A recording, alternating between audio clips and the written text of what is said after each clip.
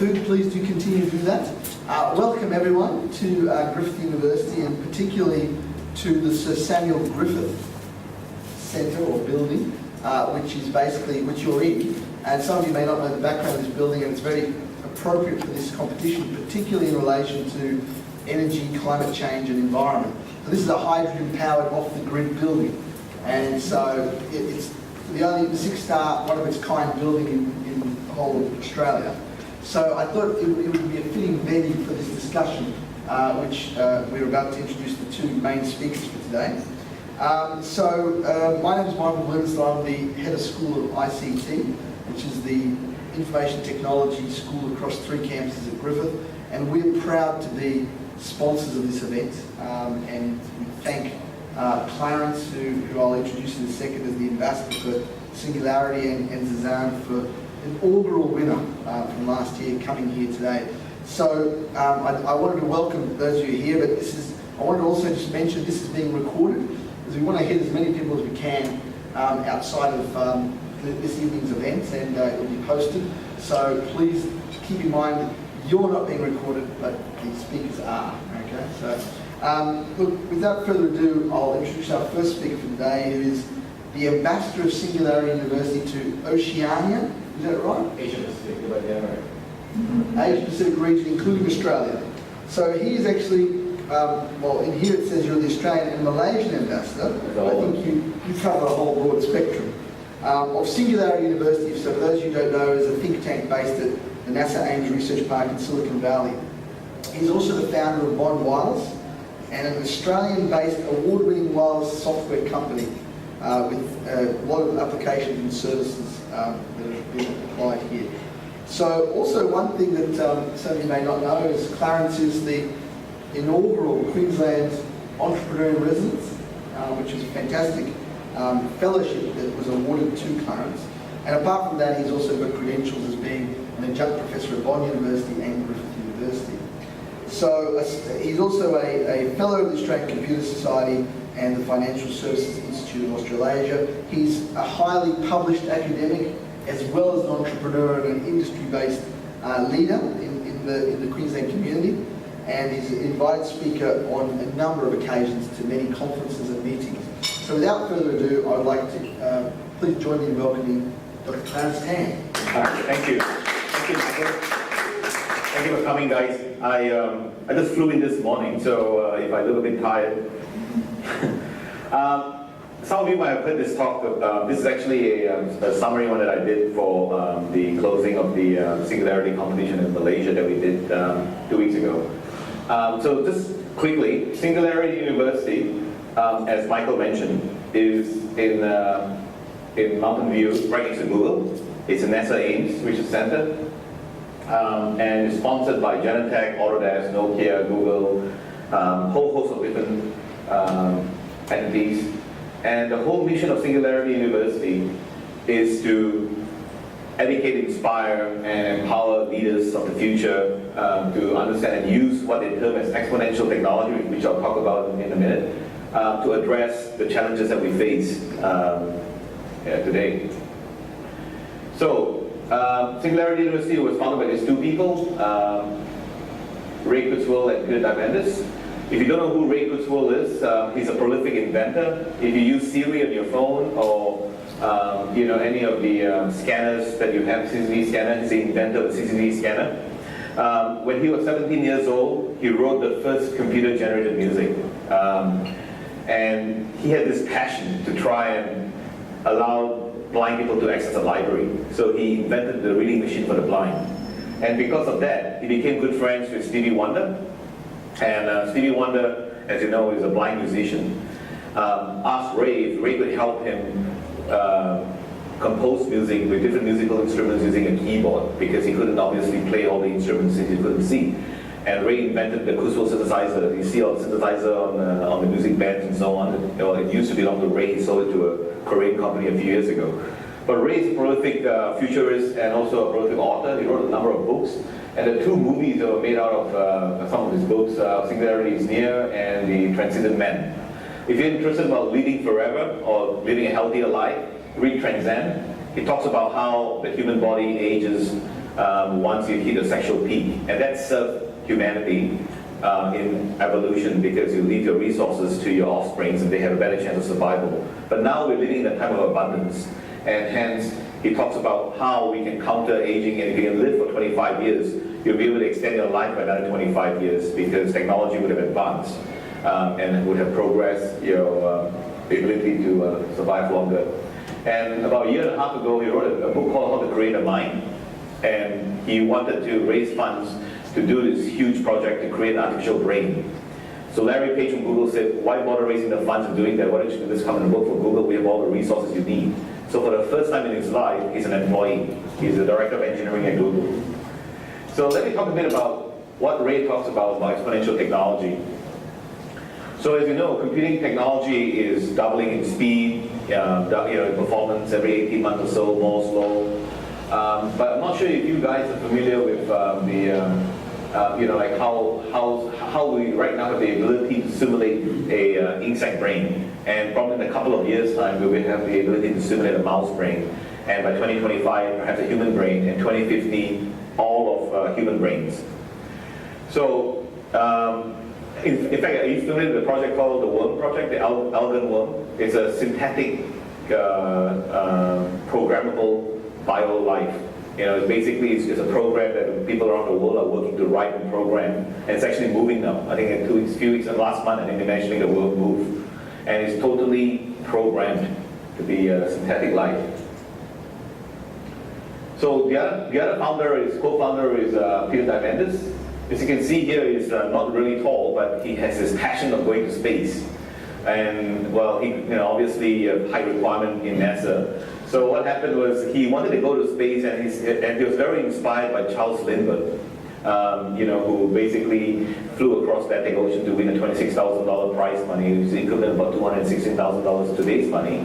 And the money, by the way, was put up by Ottilia, a hotelier in New York, who wanted to see tourists coming from Europe to New York.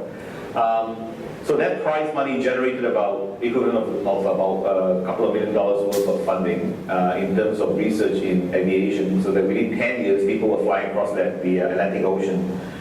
So he wanted to do the same for space. At the moment it costs about $20 million to send an astronaut via the space shuttle.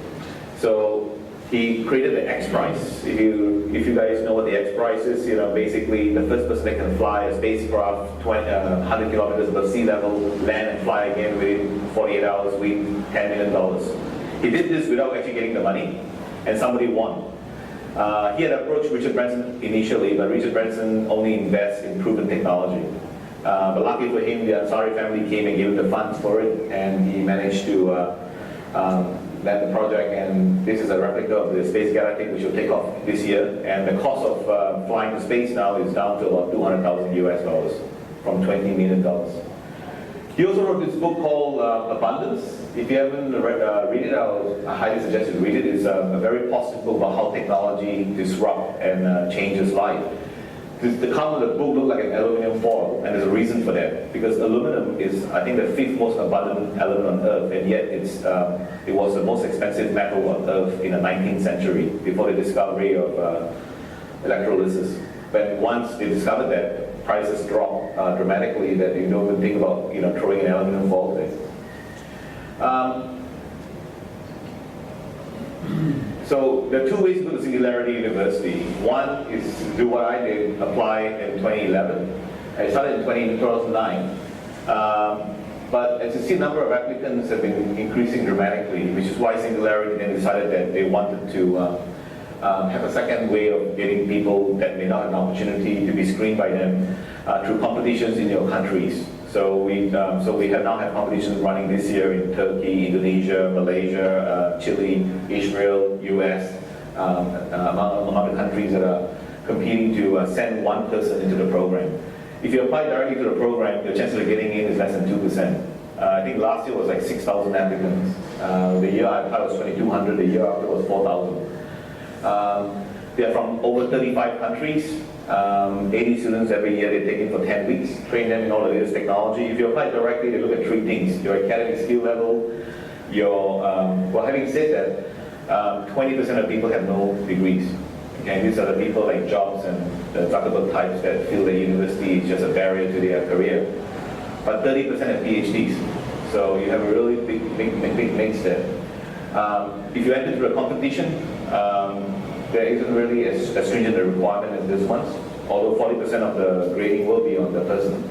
And then they look at your entrepreneurial skill levels and your leadership skill levels, what have you done. And obviously your passion to try and solve grand challenges. And because the people from all over the world, they also would like to see that you've actually worked somewhere outside of their home country so that you're able to deal multiculturally with people from around the world. So this is my class where I say the fun guys. Of course, Zezan would argue otherwise. But so we've got a Saudi Arabian person, we've got this French Syrian girl that speaks 7 languages, my classmates. And then this girl, Alai, she's a Palestinian that was sponsored by the Israelis to the program. So it's a real diversified group of people that you meet. This is where you play Find Clarence, and I'll just skip that. But anyway, prove to you that I was there. Anyway, it is a 10 weeks program. So what happened is the first few weeks, you have like TED Talk styles lectures from people that you only see on TED Talks, and then you go visit site visits to like Google, Facebook, Tesla. Those were during my year, and Zezan will share you the stuff that he has done. And then, your final 3 to 5 weeks, you have to work on the project that will impact the life of 1 billion people within 10 years positively. There's a whole mission that drives Singularity. So you see this 10 power 9 plus thing everywhere. And the whole idea is to impact 1 billion people positively within 10 years in any of these fields: global health, water, energy, environment, food, education, security. This is my year, actually. I think they changed that in Zezan's year. It now includes, I think, what's missing here? I think, oh, it's the same one. Yeah, well, my year we had space instead of water. And the graduate study program, Singularity not only have the main program, which is the graduate study program, which run for 10 weeks. We also have executive program that run for 7 days. And I think they're changing the name of this program now to Exponential Medicine. And a few other customized programs. And they also have a website that you can sign up, Singularity Hub, that talks about all the latest technologies coming out, and an accelerator called SU Labs. So if your project takes off, Singularity will take 2% of the stake in the company that's incubated in Singularity. So Singularity University is not your typical university. More than 50% of the course material is changed every year. So it's never going to be an accredited university because things are moving that fast. It's part think tank, part research center, and part university. So some of the speakers at Singularity, Vint Cerf, the father of the internet. Dean Kamen is the guy that invented the Segway, and also the dialysis machine. Biomedical engineer, he created this device called Slingshot that basically allows you to clean water very cheaply and efficiently. And I think Coca-Cola is actually putting one of these devices in every bottling plant in Africa. Aubrey de Grey, if you don't know who he is, he's one of those guys that are trying to find a way to fight aging. He inherited a huge sum of money when his mother passed away, and he donated $15 million to his foundation, the Sense Foundation, to try and fight aging and prolong life. And I'm not sure if you know Craig Venter. If you don't, you should check him out. In 2010, he was the first person to actually create a synthetic life form. He programmed the entire synthetic bacteria DNA in a computer. If you were to basically analyze the DNA of that bacteria, the synthetic bacteria, you will find the 42 names of the scientists that worked on the project, his own email address, and his own website address. He programmed the entire DNA material and inserted it into a shell of bacteria, and it's multiplying. The implication of this is amazing, because now you can program a virus or bacteria to target cancer cells or to make algae more efficient in converting sun to bioenergy. These are the track chairs for Singularity. So I won't go through all of them, but Brad Templeton is one of the founders of the Electronic Frontier Foundation, which is basically a non-profit that takes care of all the privacy issues in the world, really. In one of his recent talks, it was really interesting. You guys have a Bitcoin, right? He was talking about how the inventor of the Bitcoin basically made a lot of Bitcoins during the early days, and it's worth billions now. But he can't really sell it. If he sells it, then the whole world will panic, right? The founder is selling up all his Bitcoins. So he said, why don't you donate it to a charity? And nobody's going to make noise about it, and the world will benefit from it. Really interesting conversations you can have from these people. But not everything was about technology. Like, why are we doing what we're doing? Why are we using exponential technology and so on?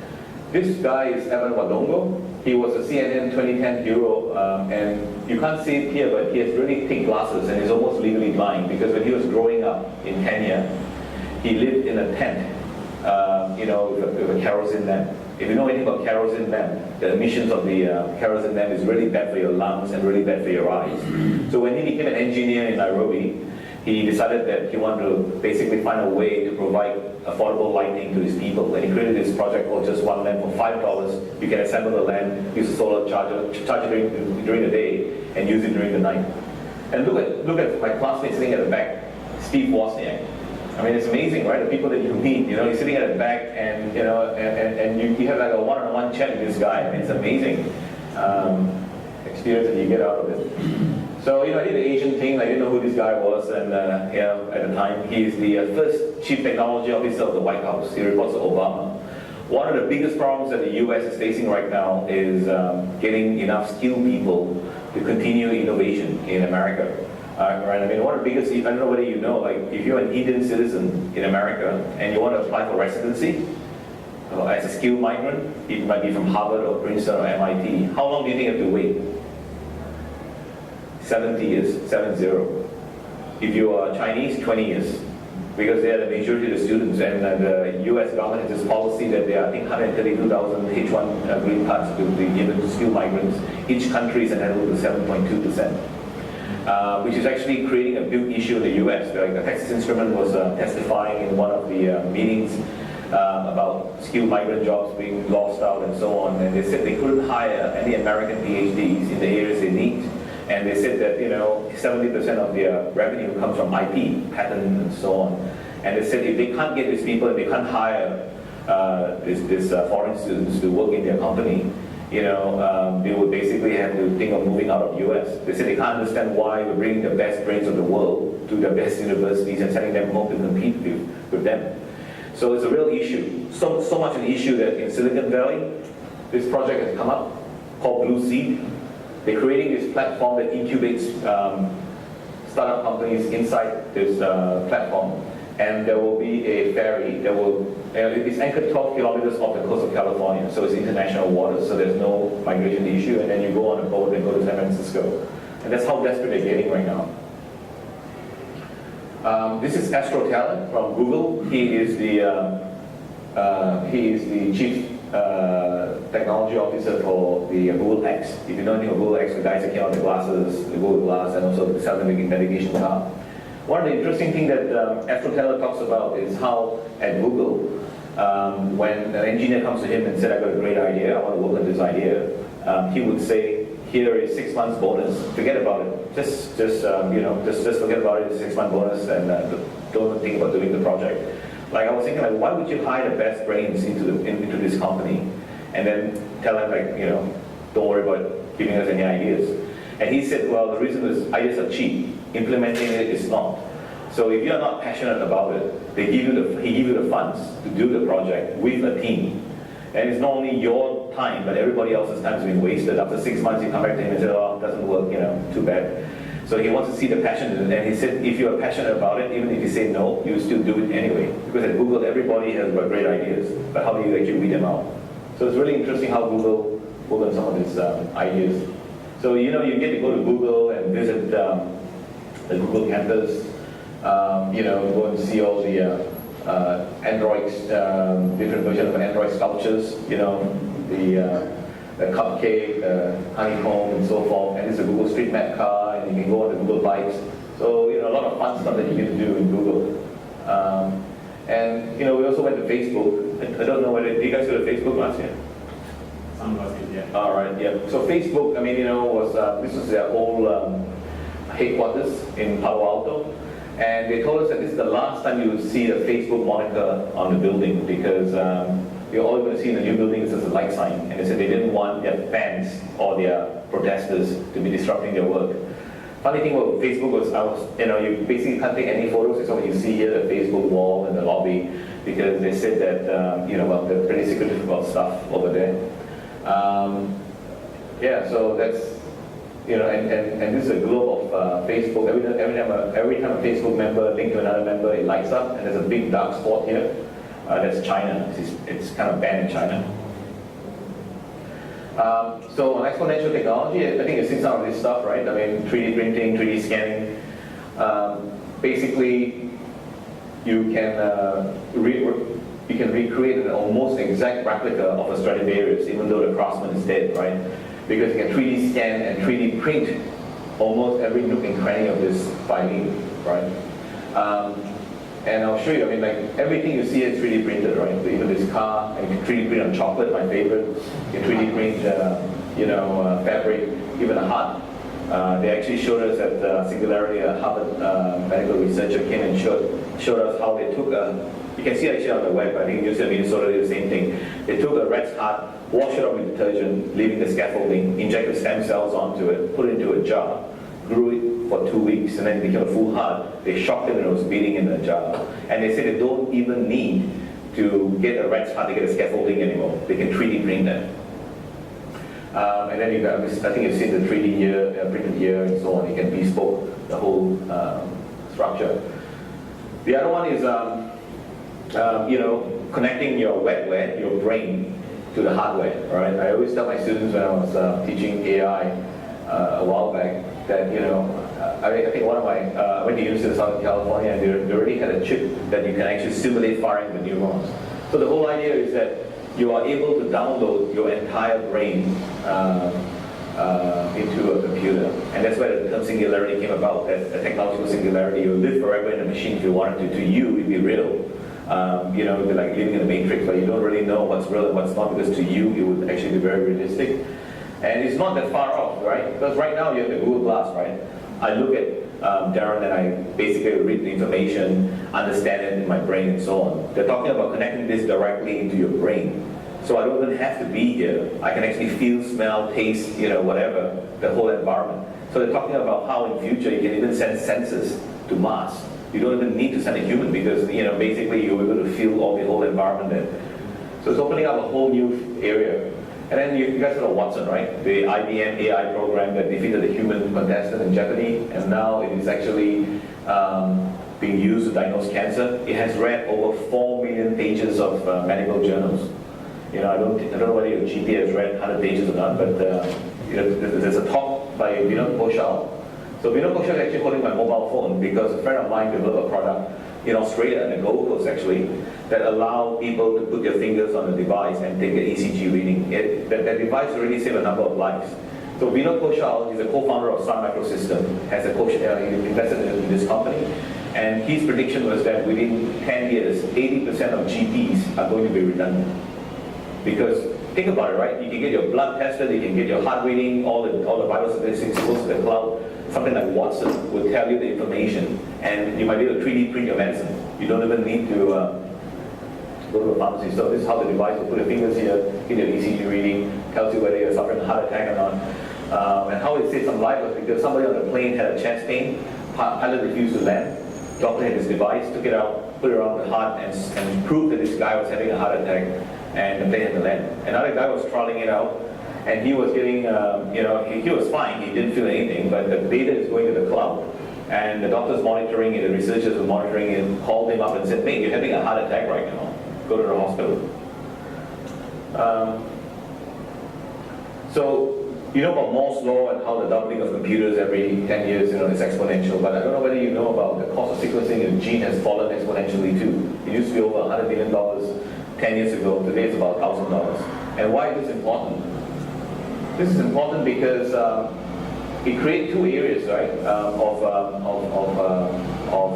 medical that we should look at. One is pharmacogenomics, right? Because we are being prescribed medication tested on a small population, mainly in the Western world.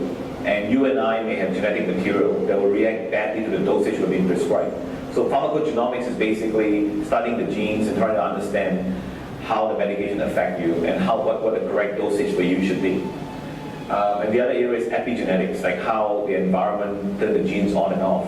And we don't look at things like that.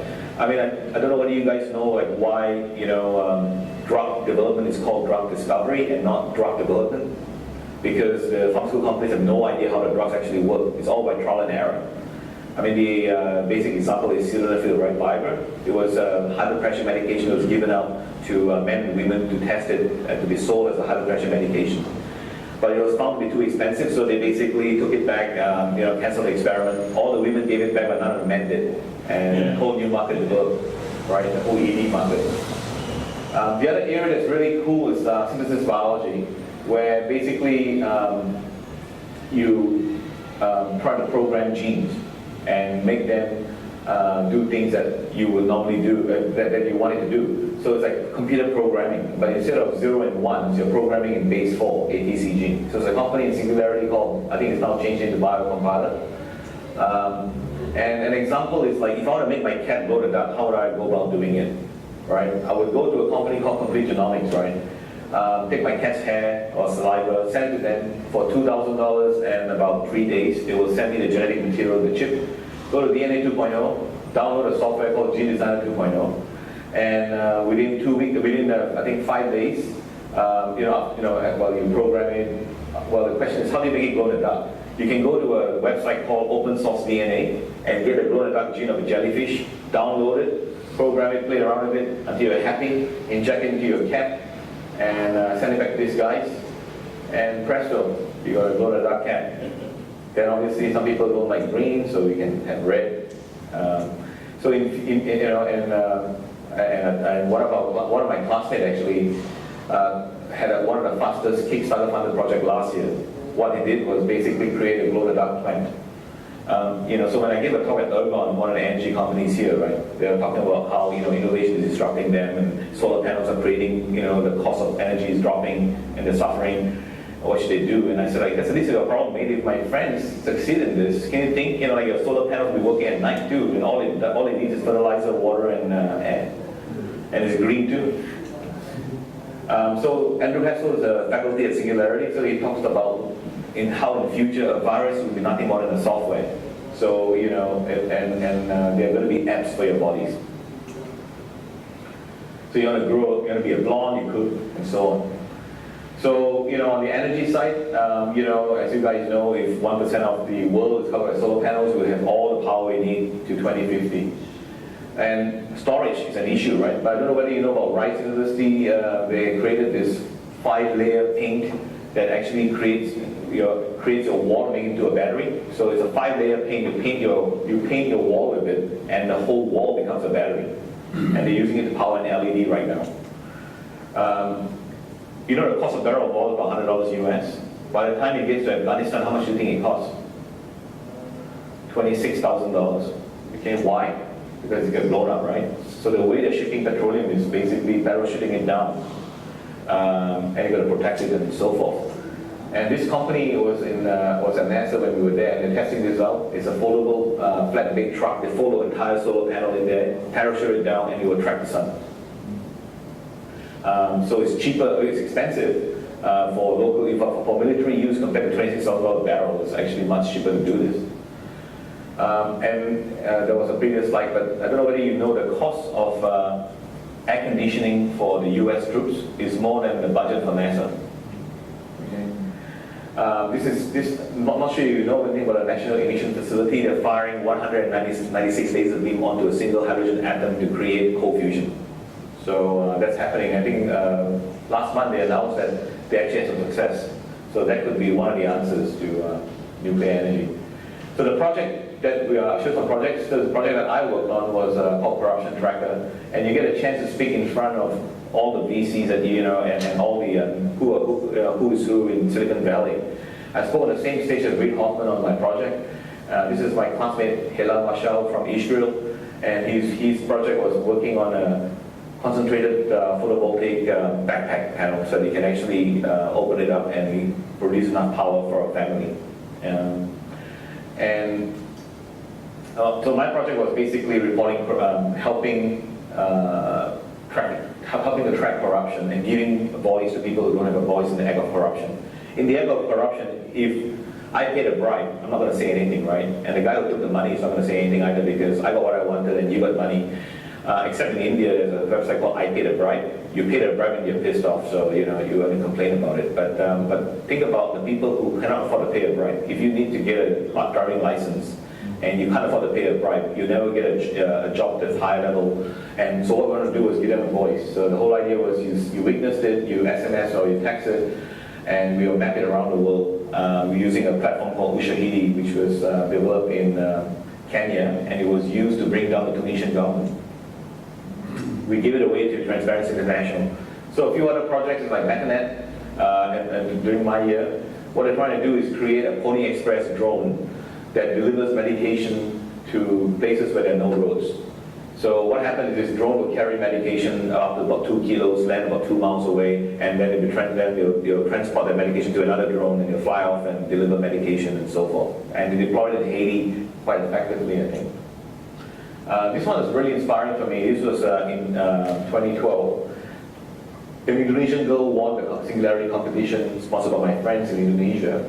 She went there and she worked with 2 Israeli guys and in 3 weeks developed this glove called Medic Sensation.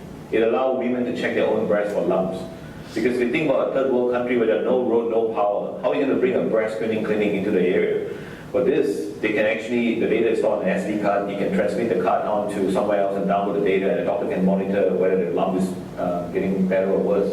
But the thing is that this Indonesian girl would never have the opportunity to work with the Israeli guys because as you know, the countries do not have a diplomatic relationship, but that Singularity did. And I think they set up a company in Chile, where they had the startup Chile thing. This was from Zezan's class, Blue Box. They basically hacked a Blu-ray DVD player.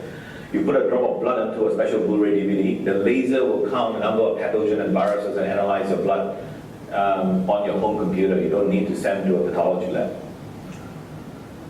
This is one of my favorite group. They basically, how many of you hate brushing your teeth? Well, this guy had a project, the AT. They have a project that basically allow you to 3D scan your entire jaw and then make a special, like a mouth guard with ultrasonic emitters. You put it into your teeth and it uses ultrasonic sound to clean your teeth in 30 seconds flat. They actually, you can buy an ultrasonic toothbrush. I bought one, but you still got to clean all 4 parts of your teeth. This one, you put the whole thing in 30 seconds, you're done. It's amazing, right? This is a guy from Bulgaria that won the European competition Singularity, and his idea was carried on to Singularity. He's creating a smart beehive to save bees, to save humans. You know bees are dying, right? And it's a big food chain issue. So one of the reasons they're dying is because they've been exposed to fungicide and so forth. And this hive will detect if a bee has been exposed to a fungicide. If it has, it will shut down the bee. And if the hive has been compromised, the entire hive will shut down. So it's a company that just invested in a Singularity company that basically allow you to concentrate on your ability to do better work with music. It's working with UCLA and Columbia University, so you can try it out if you want, focus at the wheel. It basically put your brain to a state where you can actually concentrate up to 400% better at doing your work. Get Around is another company at Singularity. It was 2 years, I think a year or two before us.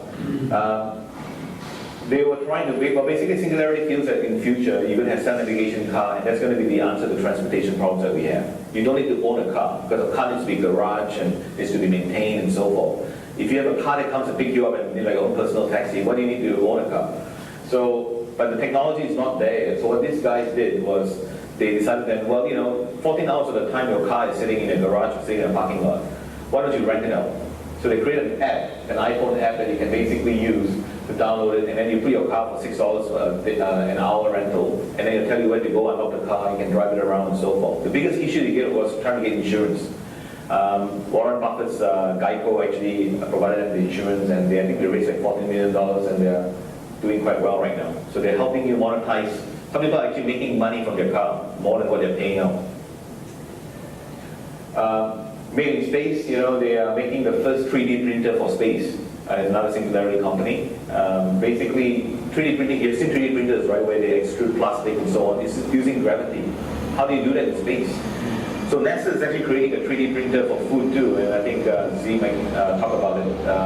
Because right now every piece of meal that you want to send to the space station has to be pre-wrapped, pre-frozen, pre-frozen and so on. Yeah, so they are creating this zero-G 3D printer. Okay, Z will tell you more about his project, Livestock, and there's a company called Modern Meadow. They're trying to basically grow meat from stem cells so that they never have to kill another animal to eat meat. And Modern Meadow actually growing leather from stem cells. And that's it. So wrap up. It's basically, Singularity University is about using exponential technology to try and progress humanity. And a parting word for you is what Larry Page says, about Singularity. Are you working on something that can change the world? Yes or no? So if you're not, why not? You should get moving. And so one of the ways to do it is go to Singularity and take part in competitions. So at least you're visible to Singularity, right? Okay, that's all I have for you today. Thank you. We had a runner in Australia too, sorry, from the Gold Coast, Mark McConville, for last year. Yeah, he's using comedy to prevent suicide. Amazing stuff. So go to this site, closing date on May 9. SingularityAU.org, all the details are there.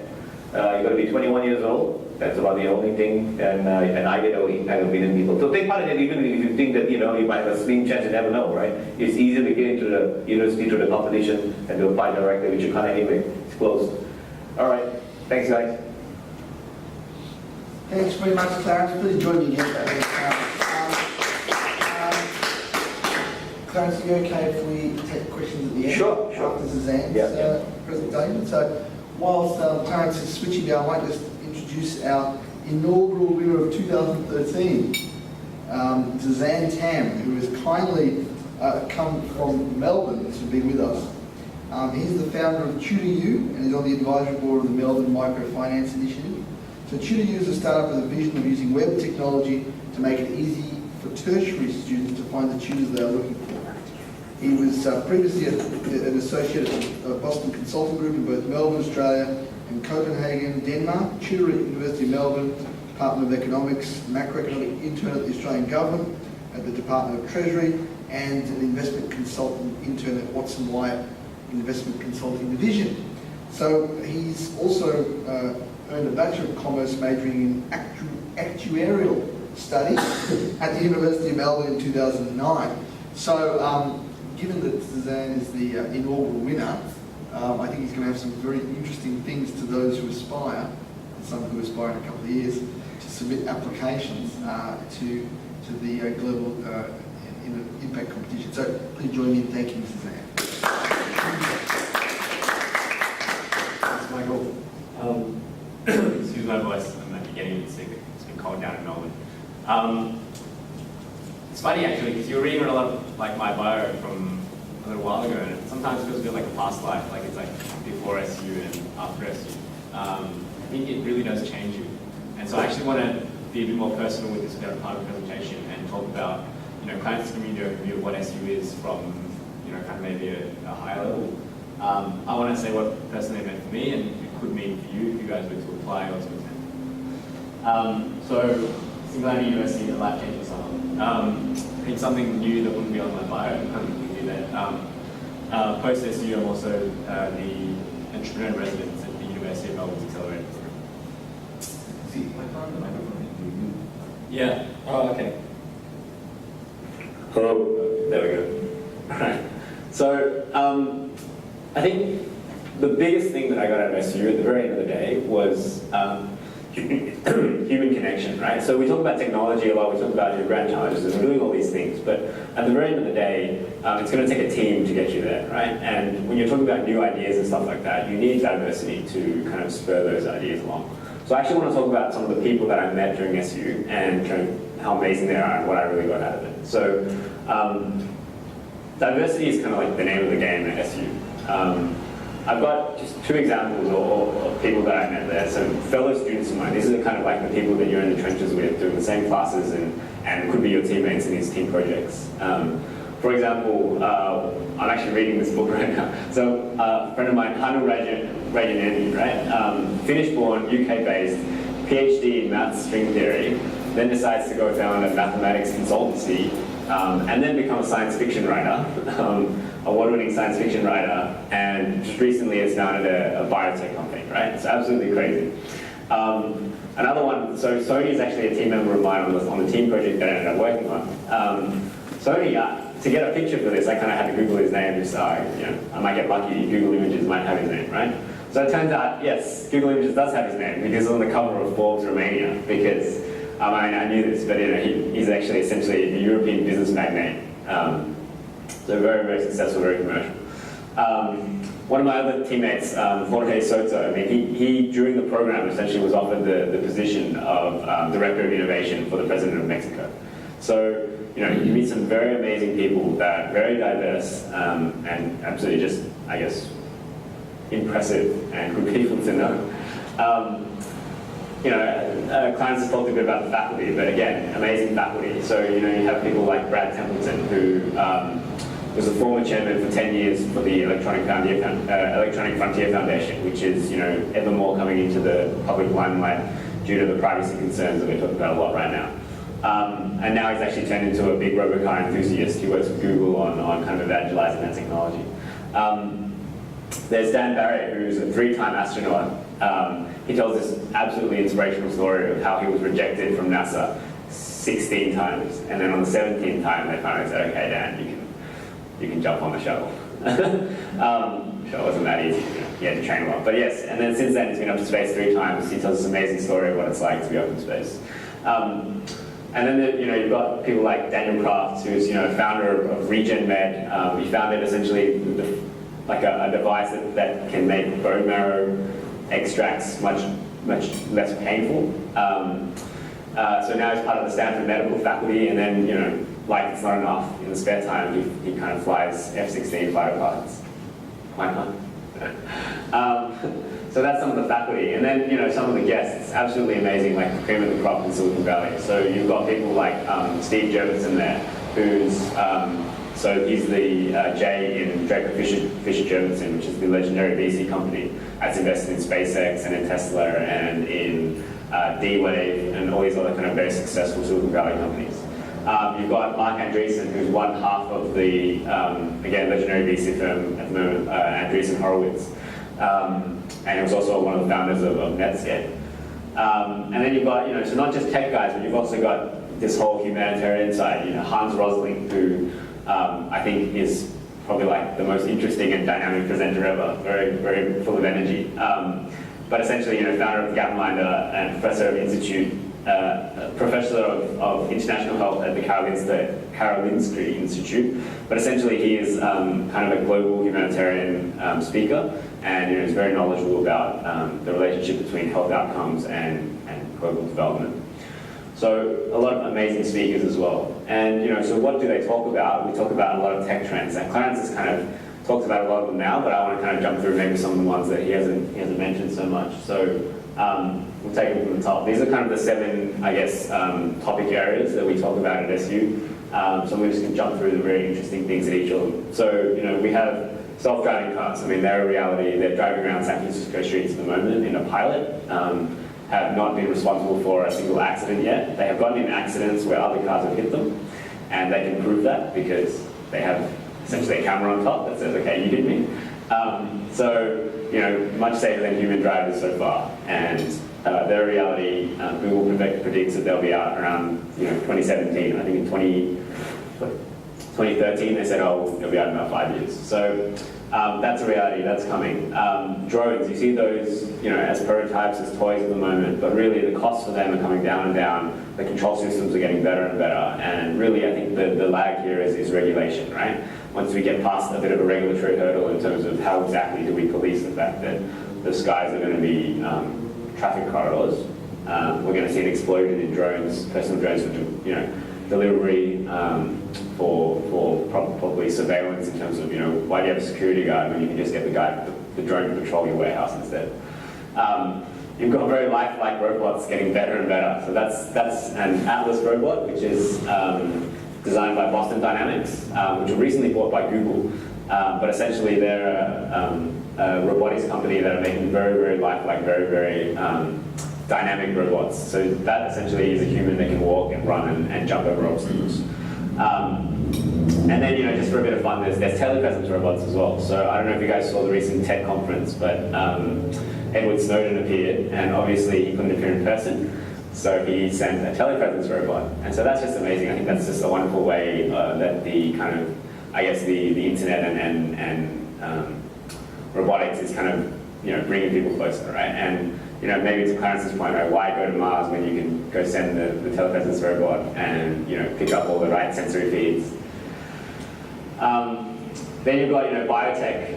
Clarence mentioned the glowing plants, and also modern meta, or essentially the whole in vitro meat effort, which is essentially the ability to create meat on demand and only the type of meat that you like, right? Why, it's extremely wasteful from a resource perspective to put all these resources into an animal that can think and feel and reproduce and all this kind of stuff and feel pain when you're just going to go and try and kill it for flesh, right? So you might as well just grow the flesh. That's exactly what you want.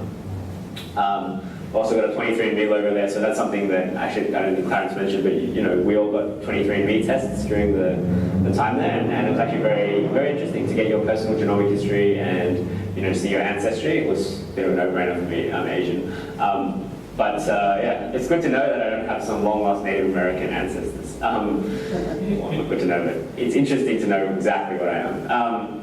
But there's also, health risks. So I didn't know this, but I have a larger risk of, for example, atrial fibrillation, right? And so that's something that I want to be, mindful of, and something like warfarin sensitivity. So if I'm ever prescribed warfarin, I should actually be taking a lower dose than normal, because as Clarence said, when they were kind of putting the prospective doses together, they were doing it for a certain subset of the population, which didn't have the same genetic characteristics that I do.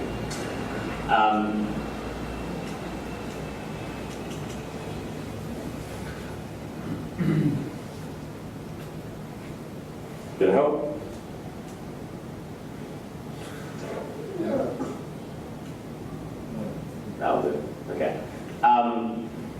You've got the intersection of robotics and medicine. You've got surgical medicine, right? You've got essentially these Da Vinci machines, which are essentially it's the ability for a surgeon to not have to directly be touching the patient, and therefore you can do a lot of things by disintermediating kind of that connection, right?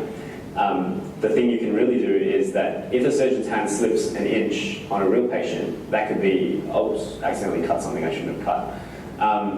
But if a surgeon slips 1 inch, putting the inputs to the Da Vinci surgical robot, because the surgical robot essentially it takes a movement and makes it 10 times smaller on the other side of the robot arm, one small slip up is actually a very small effect on the patient. So it allows much more finer motor control for surgeons, for example.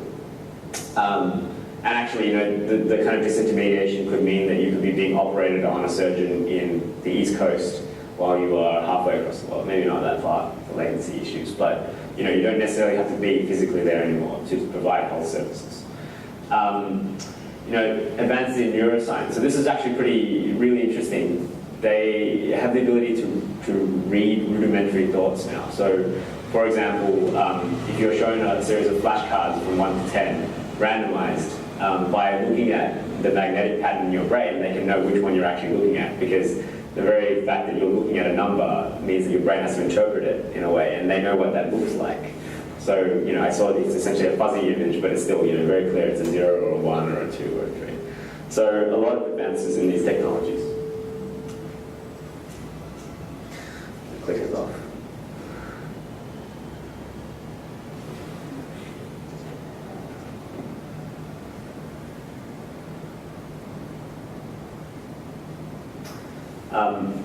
Clarence mentioned 3D printing for digital fabrication, also the ability to print finer and finer materials. So now we're able to produce, for example, that's a microfluidic chip. It's essentially a chip that is so small on the it's kind of down to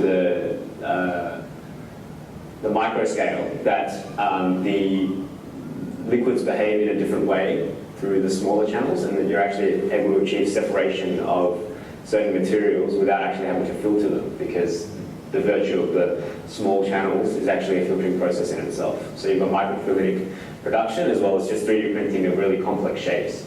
So you would not ever be able to mass produce that in a cast molding, plastic injection molding, right? That can only be 3D printed.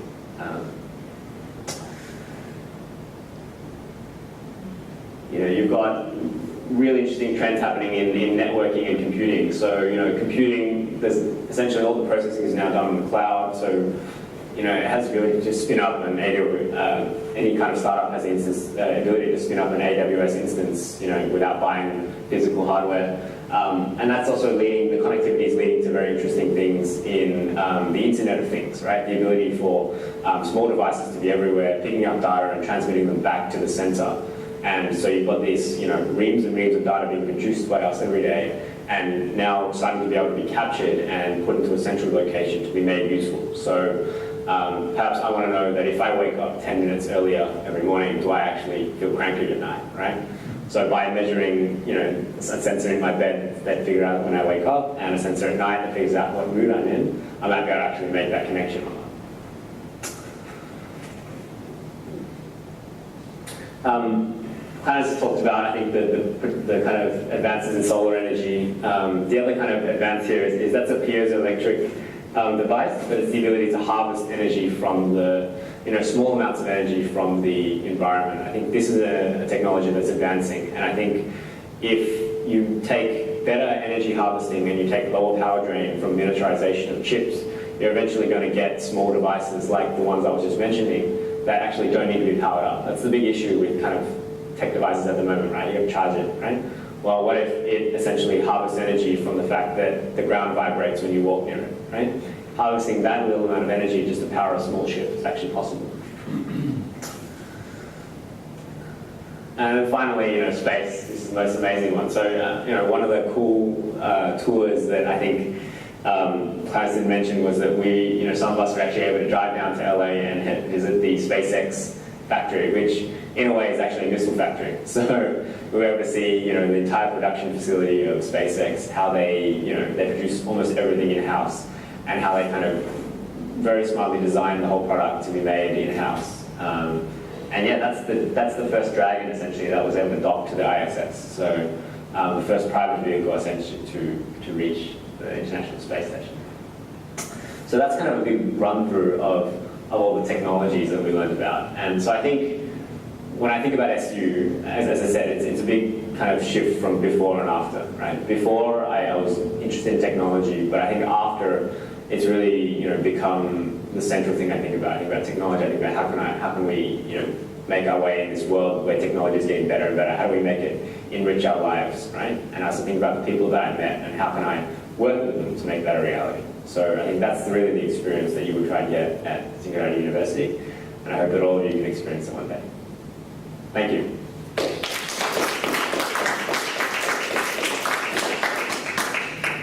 I mentioned that the visitors that Zezan went to the SpaceX was actually arranged by his fellow classmates. Yes. Not Singularity, because his fellow classmate actually had a contact working in there. Yeah. Amazing. So the company you have are like totally amazing. I mean, Yeah, private. That was a private kind of tour actually. So one of the 10 of us actually knew a person in there. So again, right, the amazing people you meet and know. Are there questions from the audience? I know you guys have questions about age, and that's been mooted now. So are we able to get people in under 21 at all? Is that a possibility? there's an issue in the US because you're actually in a military base in NASA. That's a military checkpoint, and there's an age. Well, as you know, you can't drink under 21 in the US. Although you can go and be a soldier and be killed, but and that's a real issue why they have that restriction. So they're lying part. Any other questions? In the application process, if you've got a big idea and you want to put an application together, but you're also worried about how much the idea you convey across, because you want to on one hand, you want to be very transparent about it, to show how you think it's going to change the world. Yeah. But at the same time, sort of protect the idea from evolving in a particular way or through someone else. Is there like a confidentiality agreement or something, or a mode that just gives you a bit of comfort through the process? So I think maybe Clarence could be a bit more about the visual process of it. Yeah, so for the competition itself, it's not really a big deal because we're looking at how you come up with the idea, how you implement it, and so forth. Yeah. You don't need the details. But we will have experts on the panel Yeah. and judging